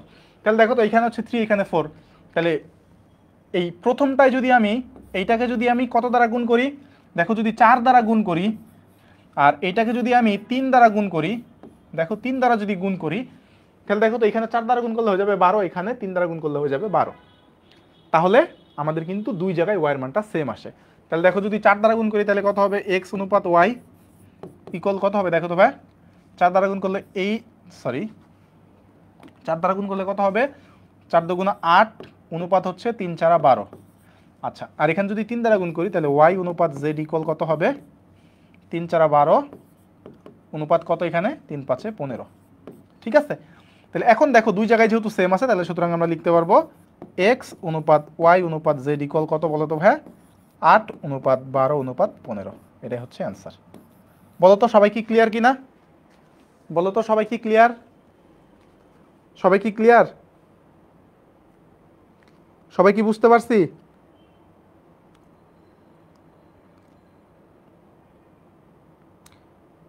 ওকে, তোমরা যেহেতু অ্যান্সার করতেছো তার মানে আসলে বুঝতে পারছো, গ্রেট। আচ্ছা দেখো এটা একটা সুন্দর ম্যাথ বলছে, সুন্দর ম্যাথ দিছে। দেখো বলছে একটি রম্বসের আঁকতে কয়টি উপাত্ত প্রয়োজন, একটি রম্বস আঁকতে কয়টি উপাত্ত প্রয়োজন, এই জিনিসটা আমাদের দেখো একটু বলি। রম্বসটা একটু এঁকে দেখাই তোমাদের, রম্বস আছে না এখানে, হ্যাঁ আছে। দেখো এই মনে করো একটা রম্বস, ঠিক আছে। রম্বসের কিন্তু কি বলতো ভাইয়া, 4টা বাহু সমান, তাই না, রম্বসের 4টা বাহু সমান, রম্বসের কি 4টা বাহু সমান, কি বলতে পারি 4টি বাহু সমান, 4টা বাহু কি সমান। আচ্ছা রম্বসের যেহেতু 4টা বাহু সমান, তার মানে একটা রম্বস আঁকতে একটা বাহু হইলেই হচ্ছে, একটা বাহু হইলেই হচ্ছে, তাই না, ওই বাহু সমান করে আমরা রম্বসটা আঁকায় ফেলতে পারবো, তাই না। তার মানে আমাদের প্রথমে দরকার কি, বাহু লাগবে, প্রথমে হচ্ছে বাহু দরকার। এখন দেখো রম্বসকে আমি কোন পরিমাপে আঁকবো, দেখো এই কোণটা যদি আমাকে দেয়া থাকে, এই কোণটাকে দেয়া থাকলে এটা যদি আমাকে বলে 60 ডিগ্রি, তাহলে আমি 60 ডিগ্রি অনুপাতে এইভাবে আঁকাই দিব এই রেখাটাকে। তাহলে এই রেখাটাকে তুমি যদি আঁকতে পারো তাহলে তো আমার রম্বস হয়ে গেল। তারপর হচ্ছে এই কোণের সমান করে আবার এইখানে একটা কোণ নিব, এখানে কোণ নিয়ে কি আবার এই রেখাটা আঁকবো, তারপর জাস্ট এই রেখাগুলোকে আমরা কি যোগ করে দিব, তাই না, তাহলেই তো ডান। তার মানে দেখো তো আমার একটা রেখা লাগতেছেই এবং একটা কোণ হইলেই হয়ে যাচ্ছে, তাই না, কারণ এই কোণের সমান করেই তো আমরা আবার এখানে কোণটা নেই, তাই না। তার মানে দেখো তো যে আমার বাহু লাগবে আর কি লাগবে, একটা কোণ লাগবে, একটা কোণ। তার মানে একটা বাহু এবং একটা কোণ হইলেই আমি কিন্তু রম্বসটা আঁকায় ফেলতে পারবো। তাহলে আমার কয়টা উপাত্ত লাগবে, 2টা উপাত্ত লাগবে। তাহলে কয়টা উপাত্ত লাগবে, 2টা, তার মানে ডি নাম্বারটা হচ্ছে অ্যান্সার এই ম্যাথের। ওকে, দেন দেখো পরেরটা, দেখো এটার উৎপাদকে বিশ্লেষণ করতে বলছে। এটা একটু তোমরা সবাই বলো তো এটার অ্যান্সার কত হবে, এ বি সি নাকি ডি হবে, একটু বলো তো সবাই, বলো এটার অ্যান্সার কত হবে, তোমরা একটু সবাই বলো, এটা নিয়ে খুব বিস্তারিত আলোচনা করা হয়েছে, এটার অ্যান্সার কত হবে সবাই একটু বলো, সবাই একটু অ্যান্সার করে ফেলো, এটার অ্যান্সার কত হবে।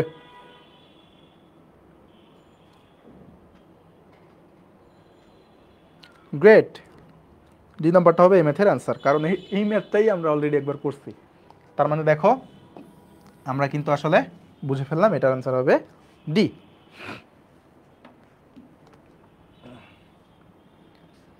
দেখো এখানে বলছে a প্লাস বি ইকুয়াল 8 এবং এ বি ইকুয়াল যদি আমাদের হয় হচ্ছে কত, a প্লাস বি ইকুয়াল হচ্ছে আমাদের 8 দেয়া আছে। ও মাই গড, তুমি কেন বাঁকা হও, তুমি তো বাঁকা হইতে পারবা না, তোমার সমান থাকতে হবে।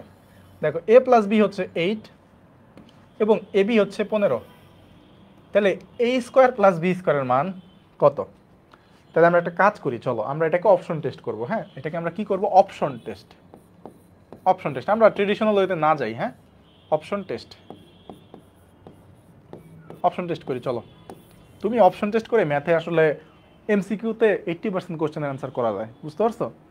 তাহলে দেখো তো এ প্লাস বি, অর্থাৎ এমন দুইটা এ আর বি নিতে হবে যাদের যোগফল হবে হচ্ছে 8, গুণফল হবে 15। তাহলে দেখো আমরা একটা কাজ করি, আমি এ এর মান যদি 1 নেই আর বি এর মান যদি 7 নেই, তাহলে এদের যোগফল কত বলো তো ভাইয়া? এ প্লাস বি ইকুয়াল কত? 8। কিন্তু এ বি এর মান কত হচ্ছে? এ বি এর মান কিন্তু কত হচ্ছে বলো তো? আমার 15 হচ্ছে না, এ বি নট ইকুয়াল 15 হয়ে যাচ্ছে, তার মানে এটা আমাদের হবে না, এটাকে আমরা নিতে পারবো না। আচ্ছা, এ ইকুয়াল যদি 2 নেই, বি ইকুয়াল যদি 6 নেই, তাহলে দেখো তো কত হয়? এ প্লাস বি কত? 8 হয়ে যাচ্ছে, কিন্তু এ বি এর মান 6 দুগুণা 12, 15 হচ্ছে না, তার মানে এটাও আমরা নিতে পারবো না। আচ্ছা, এর মান যদি 3 নেই, বি এর মান যদি 5 নেই, তাহলে কত হবে? কত হবে দেখো তো? এ প্লাস বি মানে কত? 8 হয়ে যাচ্ছে, তাই না? 8 হয়ে যাচ্ছে। এ বি এর মান কত হচ্ছে? এ বি এর মান কত বলো তো? 3 5 15 হয়ে যাচ্ছে, তার মানে এইটাই হচ্ছে আমাদের কারেক্ট। তাহলে এ এর মান 3, বি এর মান 8। তাহলে সুতরাং a square plus b square মান লাগবে, তাহলে সুতরাং a square plus b square equal কত হবে? তাহলে এ মানে কত? 3, তাহলে 3 স্কোয়ার প্লাস বি হচ্ছে 5 স্কোয়ার। তাহলে এখানে কত হচ্ছে দেখো তো ভাই? 9 প্লাস 25 ইকুয়াল 34। তাহলে আমাদের কত এখানে? সি নাম্বারটা হচ্ছে অ্যান্সার। দ্য ফ্যাক্ট ইজ যে এইখানে দেখো ছোট দুইটা সংখ্যা ছিল, মানে দুইটার যোগফল হচ্ছে 8, গুণফল হচ্ছে 15, সংখ্যা দুইটা কিন্তু ছোট ছোট। এখানে যদি যোগফল থাকতো 84 আর এখানে গুণফল যদি থাকতো 1529, তাহলে কিন্তু তুমি অপশন টেস্টের জায়গায় ভ্যাপাচাকা খাওয়া যাইতা। তুমি কিন্তু তখন আর অপশন টেস্ট করে অনেক টাইম লাগতো, মানে পারতা না, এক কথায় তুমি পারতা না। হ্যাঁ, দুই একজন জিনিয়াস ছাড়া এটা কেউ পারতো না। তখন কিন্তু আসলে আমাকে মেইন নিয়মের কাছে যাইতে হবে। তখন যখন একটা সংখ্যাটা বড় থাকবে তখন কিন্তু তোমাকে মেইন নিয়মের কাছে ব্যাক আসতে হবে। তো চলো আমরা একটু মেইন নিয়মটা দেখে ফেলি, ঠিক আছে? দেখো এখানে এ প্লাস বি আছে, এ বি আছে, a square plus b square মানটা বের করতে হবে। তাহলে আমরা জানি কত? A plus b whole square equal a square plus 2ab plus b square. তাহলে দেখো তো এ প্লাস বি এর মান তোমার কাছে আছে 8 square equal a square plus B স্কোয়ারটাকে একসাথে রেখে দাও প্লাস 2ab, তাহলে 2 ইন্টু এ বি এর মান কত আমাকে দেওয়া আছে? 15। তার মানে এখানে আমরা লিখতে পারি a square plus b square equal 8 square মানে কত? 64 মাইনাস 30 ইকুয়াল কত? 34। সো এই যে 34 হচ্ছে আমাদের অ্যান্সার। ওকে, আসো, একটি ত্রিভুজের ভূমির দৈর্ঘ্য দেওয়া আছে এবং উচ্চতা দেওয়া আছে, ত্রিভুজের ক্ষেত্রফল বের করো। এটা তোমরা একটু অ্যান্সার করো তো কত হবে? ভূমির দৈর্ঘ্য 6 মিটার এবং উচ্চতা হচ্ছে 4 মিটার। এটা তোমরা একটু অ্যান্সার করো, কত হবে? অ্যান্সার করো, কত বর্গ মিটার হবে? হ্যাঁ, মেইনটা তো করে দিলাম ভাইয়া। আচ্ছা, অনুসিদ্ধান্ত তো দরকার নেই এখানে, আমরা তো মেইন ফর্মুলা দিয়ে করতে পারতেছি, অনুসিদ্ধান্ত তো লাগতেছে না এখানে ভাইয়া। ইকরা, অনুসিদ্ধান্ত লাগতেছে না এখানে। এই ম্যাথটার অ্যান্সার কত হবে বলো? আচ্ছা, অনেকে বলতেছো 12। ওকে, গ্রেট, তোমরা সবাই কারেক্ট। দেখো তাহলে এটা কি একটা সমকোণী ত্রিভুজ? সমকোণী ত্রিভুজের ক্ষেত্রফল কি হাফ গুণ ভূমি গুণ উচ্চতা। তাহলে হাফ গুণ ভূমি গুণ উচ্চতা দিয়ে করলে আমাদের আসতেছে কত? 12 হচ্ছে আমাদের অ্যান্সার। তো চললাম ভাই, আমরা হচ্ছে এখানে দেখো আমাদের দুইবারই পরাপর কি একটা সমকোণী ত্রিভুজের ক্ষেত্রফল বের করতে বলছে, তাই না? তো পরের বার কিন্তু সমকোণী ত্রিভুজ না বলে তোমাকে অন্য একটা ত্রিভুজ বলতে পারে, যেমন তোমাকে হচ্ছে সমবাহু ত্রিভুজের ক্ষেত্রফল বের করতে পারে, তাই না? একটা বিষমবাহু ত্রিভুজের ক্ষেত্রফল বের করতে বলতে পারে। তো সেক্ষেত্রে আমরা একটু চলো সূত্রগুলা জেনে নিই, চলো। তাহলে 1 নম্বর হচ্ছে সমকোণী ত্রিভুজের ক্ষেত্রফল। সমকোণী ত্রিভুজের ক্ষেত্রফল।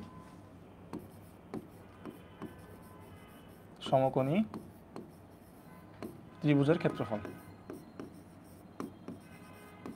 ত্রিভুজের ক্ষেত্রফল। ইকুয়াল কত বলো তো ভাই? ইকুয়াল হচ্ছে হাফ গুণ ভূমি গুণ উচ্চতা। হাফ গুণ ভূমি গুণ উচ্চতা। ওকে, 2 সমবাহু ত্রিভুজের ক্ষেত্রফল। সমবাহু ত্রিভুজের ক্ষেত্রফল সমবাহু ত্রিভুজের ক্ষেত্রফল। সমবাহু ত্রিভুজের ক্ষেত্রফল হচ্ছে √3/4 ইন্টু a স্কোয়ার।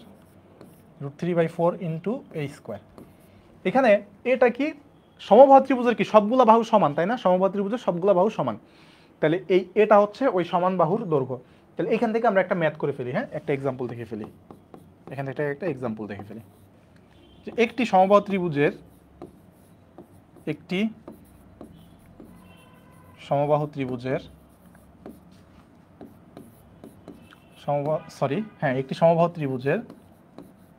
একটি সমবাহু ত্রিভুজের এক বাহুর দৈর্ঘ্য 4 মিটার হলে 4 মিটার হলে তার ক্ষেত্রফল কত? তার ক্ষেত্রফল ইকুয়াল কত? হ্যাঁ, তাহলে দেখো তো, তাহলে এরিয়া ইকুয়াল কত হবে? এরিয়া বা ক্ষেত্রফল, এরিয়া মানে ক্ষেত্রফল, একটু ইংলিশে লিখে ফেললাম। দেখো ক্ষেত্রফল কত হবে বলো তো? √3/4 ইন্টু a স্কোয়ার। এ মানে কত বলো তো? ওই বাহুটার দৈর্ঘ্য। তাহলে বাহুর দৈর্ঘ্য কত আছে? 4 আছে। তাহলে সুতরাং লিখতে পারি কত? √3/4 ইন্টু 4 স্কোয়ার। তাহলে একটা 4 ক্যান্সেল হয়ে যায়, কত থাকবে? 4√3 একক, বর্গ একক বা বর্গ মিটার। ঠিক আছে, বর্গ মিটার। ওকে, তো এটা আশা করি বুঝা গেল। 3 নাম্বার, সমদ্বিবাহু ত্রিভুজের ক্ষেত্রফল। সমদ্বিবাহু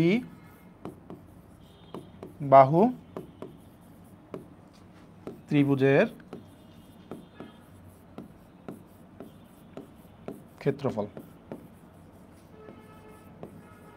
সমদ্বিবাহু ত্রিভুজের ক্ষেত্রফল কত বলতে পারো কেউ? b/4 into √4a square minus b square. 4a square minus b square. এখানে আমি একটু বলি, মনে করো এটা একটা সমদ্বিবাহু ত্রিভুজ। ঠিক আছে, সমদ্বিবাহু অর্থাৎ দুইটা বাহু সমান।